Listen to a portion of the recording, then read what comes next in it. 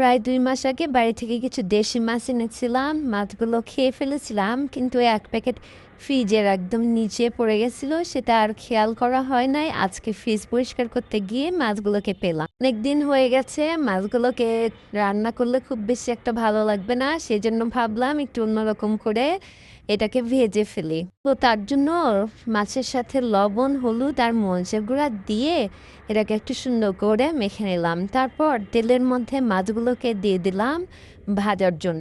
মাছ মাখানো বাটিতে পেঁয়াজ, টমেটো আর কাঁচামরিচ সাথে লবণ আর হলুদ দিলাম। এদিকে মাছগুলোর এক পাশ ভাজা হয়ে গেছে, তাই জন্য এটাকে আবার উল্টে অন্য পাশ করে দিলাম। আর ওই যে পেঁয়াজটা রেখেছিলাম ওইটা আলতো হাতে সুন্দর করে একটু মাখিয়ে নিলাম। ওদিকে মাছ ভাজাটা হয়ে গেছে, মাছ ভাজাগুলোকে তুলে একটা পাশে বাটিতে রেখে দিয়েছি।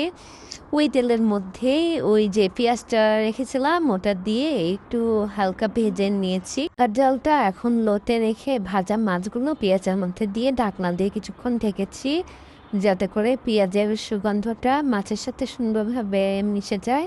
বেলাই বিলের একটা রেস্টুরেন্টে আমি এই মাছগুলোকে এভাবে করে ভেজে দিতে দেখেছি, আমি খেয়েওছি, আমার অনেক ভালো লেগেছিল। তাই আমি এইভাবে এই মাছগুলোকে